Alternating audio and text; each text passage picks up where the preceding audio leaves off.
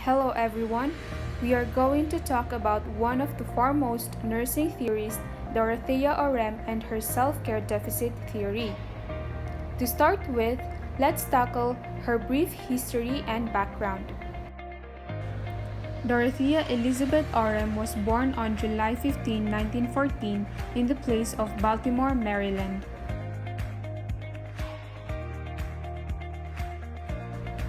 She earned a nursing diploma and a Bachelor of Science in Nursing Education in the 1930s.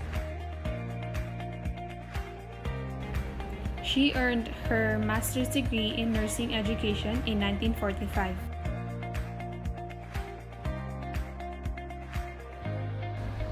Then, she first published her concept of self-care in 1959.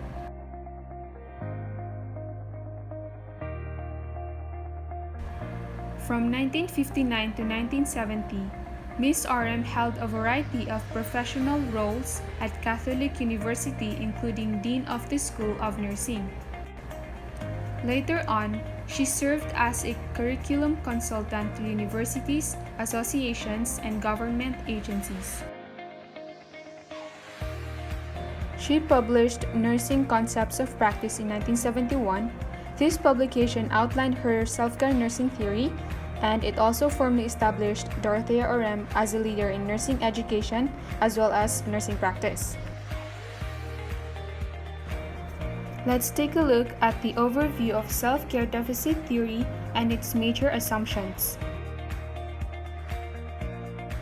Dorothea Orem defined nursing as the act of assisting others in the provision and management of self-care to maintain or improve human functioning at home level of effectiveness. It focuses on each individual's ability to perform self-care, defined as the practice of activities that individuals initiate and perform on their own behalf in maintaining life, health, and well-being. So here we have the major assumptions. First assumption states that people should be self-reliant and responsible for their care as well as others in their family who need care.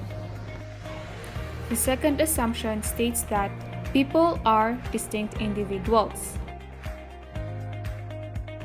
The third one is nursing is a form of action. It is an interaction between two or more people.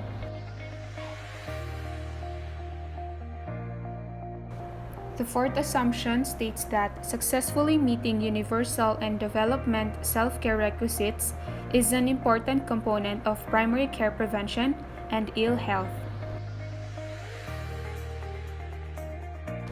The fifth major assumption states that a person's knowledge of potential health problems is needed for promoting self-care behaviors. The last assumption states that self-care and dependent care are behaviors learned within a socio-cultural context. Orem's theory has three conceptual theories, which includes self-care, self-care deficit, and nursing system. Welcome to the first component of Dorothea Orem's theory, which is self-care. Self-care evaluation begins with a nursing assessment to identify activities that the patient initiates and performs independently to maintain life, health, and well-being. Examples are going to the bathroom, eating, and perform hand hygiene. Self-care has three subcomponents: self-care agency, self-care requisites, and therapeutic self-care demand. First is self-care agency. In self-care agency, the nurse assesses the patient's ability to engage self-care. Here is the illustration of self-care agency. Under socio-demographic, we are going to take patient's age, gender, educational status, marital status, place of residence, employment status, income level, social security, and family type.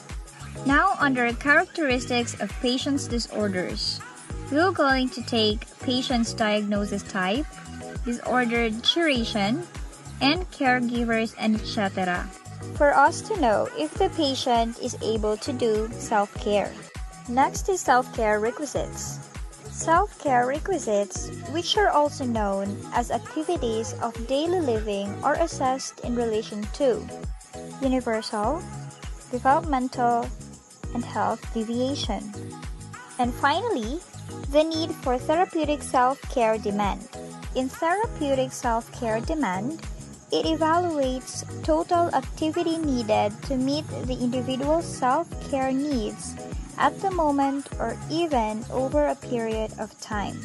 Examples are food, air, water, elimination, rest, and etc.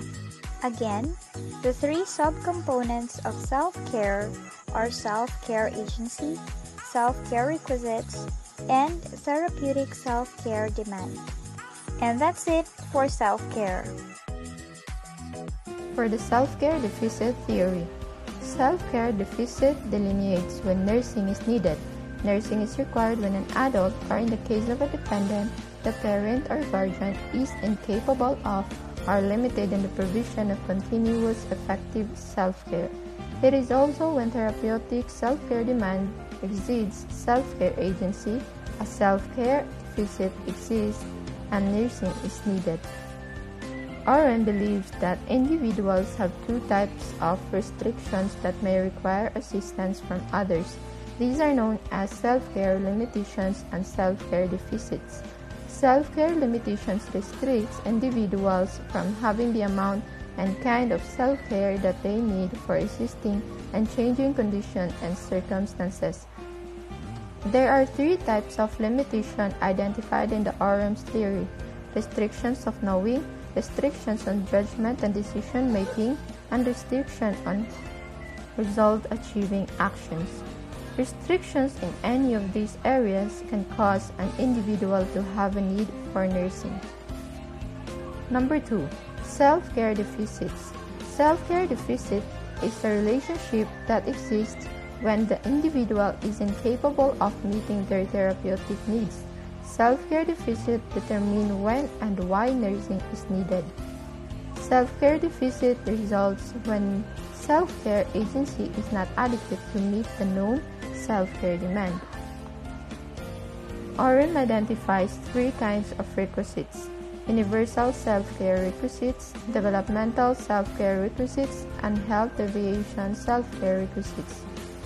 Universal self-care requisites are common to all human beings, such as maintaining of air, water, food, elimination, activity and rest, solitude and social interactions, safety and normalcy. For the developmental self-care requisites, these are associated with specific stages of the life cycle and have been particularized for the developmental processes, such as provision of condition that promotes development, engagement in self-development, prevention of the effects of human conditions that threatens life.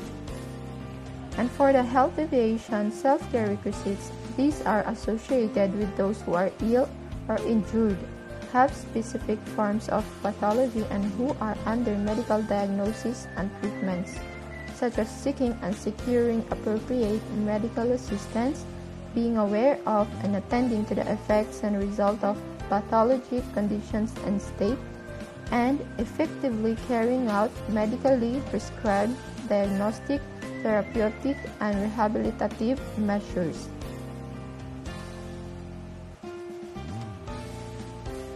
Dorothea Orem also identified 5 methods of helping, such as acting or doing for others, guiding, teaching, supporting, and providing an environment that promotes the individual's abilities to meet current and future demands.